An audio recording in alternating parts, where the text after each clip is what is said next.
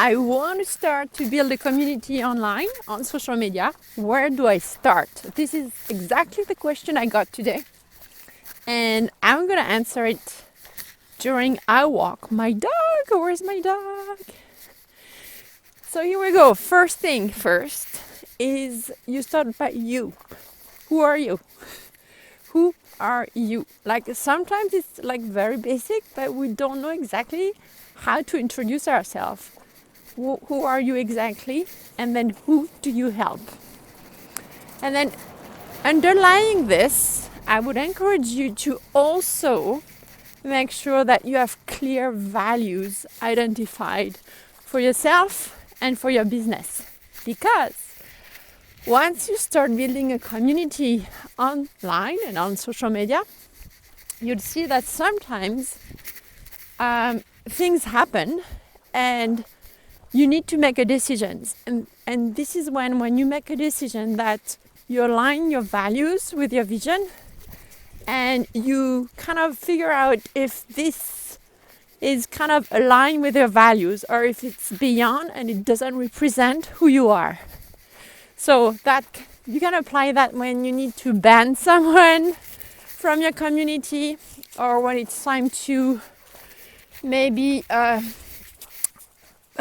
present some of your services or your products. Sometimes, we wonder, like, should I post about this? Or should I allow this to be on my timeline or in my groups? And so when you have a clear understanding of what your values are, this is gonna help you really filter what to post or to accept or not in your online world. So that was number one.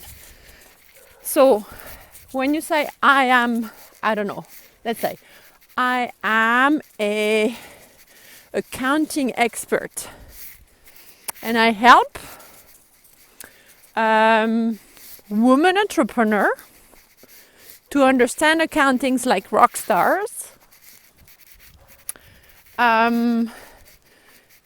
even if they're not really good at math. Okay, so those are things like that. Like, who do you help? Who you are and who do you help to do what? So that's number one. And then your values. Number two, you're gonna really desiccate who's your audience. Who do you want to reach on social media? This is key because we have a tendency to go after everybody, but that's not how you go fishing on social media. It's like the real fishing. Like if you go for largemouth bass, then you need that type of, I don't know the technical words. You need that type of hook or bait or whatever, right? So it's the same. Once you know who you talk to on social media, you're gonna figure out who those persons are, where do they hang out online, and how they talk. So you're gonna learn a new language, because even if you're an expert in accounting, maybe they don't talk, the potential clients that you're looking for, they probably don't talk the same language as you do, because you know the expert words, and they probably call those words other names. And this is what you're gonna learn, right? Because when it's time to build content, then you're gonna be able to kind of build content using their words so that they understand you. You don't look too far away from them, and they have to feel that you get them. So that's really important. So right now, in your field of expertise, in the context of where we are, listen so much about how people in your niche, the people that you target, how do they talk right now about what's going on? What is their language? How does it impact them in their language? And then probably come up with social media posts or even offers that fits the language and the need that they're expressing right now in groups, on Instagram, in stories, in comments, commenting, or even on their profile, personal profile. So that's how you study. Like it's quick, but study your audience, how they talk, what their fear are, what their dream are, what their values are, and how they talk about them, right?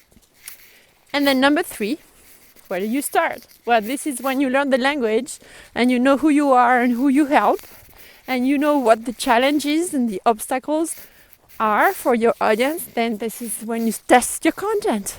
You're gonna do some content on your social media platforms.